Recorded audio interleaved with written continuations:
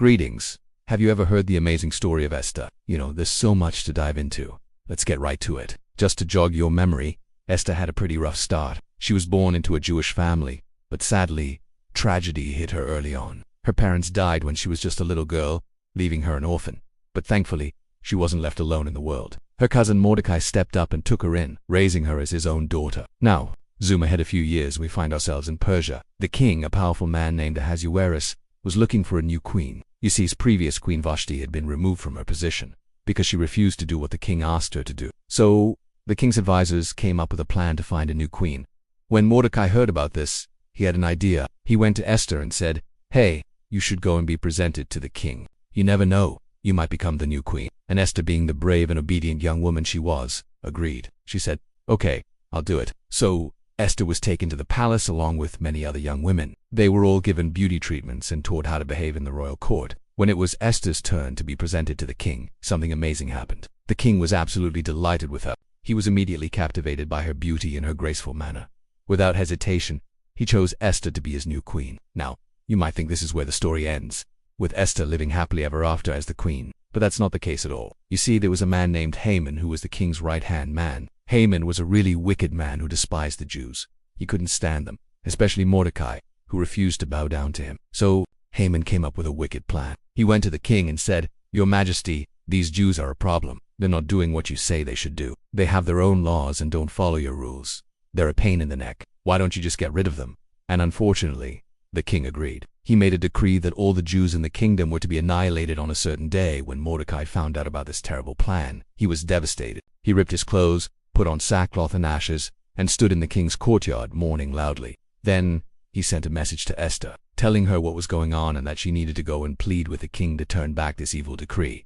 Now, Esther was in a tough spot. You see, in those days, you couldn't just waltz into the king's presence whenever you felt like it. Even the queen had to wait to be summoned. If you went in uninvited, you could be put to death unless the king extended his golden scepter to you. Esther hadn't been called to see the king in 30 days, so she was understandably scared. But Mordecai reminded her that maybe she had been put in this position for such a time as this. He said, "Who knows? Perhaps you have come to the kingdom for such a time as this." And Esther, realizing the gravity of the situation, decided to take action. She said, "Okay, I'll do it. But first, I need you and all the Jews to fast for me. Don't eat or drink for 3 days and nights.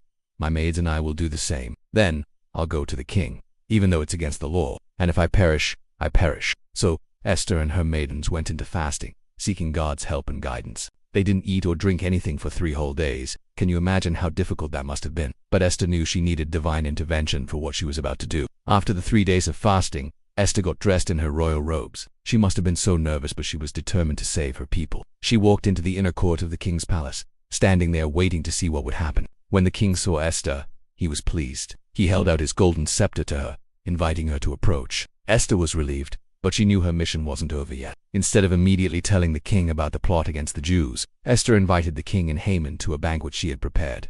The king was intrigued and agreed. At the banquet, the king asked Esther what her request was, promising to give her up to half of his kingdom. But Esther didn't reveal her true purpose just yet. Instead, she invited the king and Haman to another banquet the next day. Now, Haman left the first banquet feeling pretty good about himself. He was the only person invited to dine with the king and queen. But on his way home, he saw Mordecai, who still refused to bow to him. This made Haman so angry that he decided to build a gallows to hang Mordecai on. The next day, at the second banquet, the king again asked Esther what her request was.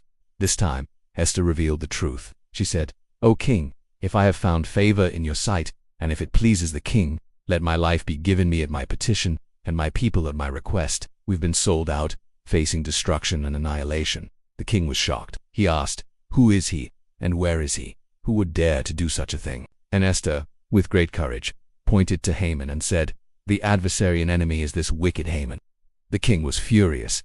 He stormed out of the banquet in a rage. Haman, realizing he was in big trouble, fell on the couch where Esther was reclining, begging for mercy. But when the king returned and saw this, he thought Haman was attacking the queen. That was the last straw. The king ordered Haman to be hanged on the very gallows he had prepared for Mordecai. Talk about poetic justice. But the story doesn't end there. The king gave Haman's estate to Esther, and she put Mordecai in charge of it. The king also gave Mordecai his signet ring, which he had taken back from Haman, but there was still a problem. The order to wipe out the Jews was still in place, and because of the Medes and Persians' laws, it couldn't be undone. So, Esther went to the king again, falling at his feet and begging him with tears to put an end to Haman's evil plot. The king extended the golden scepter to Esther once more, and she stood up. She asked the king to issue a new decree allowing the Jews to defend themselves against their enemies. The king agreed, and Mordecai wrote the new decree, which was sent out to all the provinces of the kingdom. When the day came that was supposed to be the destruction of the Jews, they instead were able to defend themselves and overcome their enemies. It was a great victory,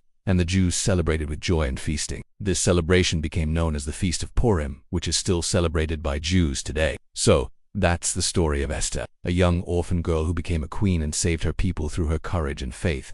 It's a story of how God can use anyone, no matter their background, to do great things. And it's a reminder that sometimes we're put in certain positions for a greater purpose than we might realize.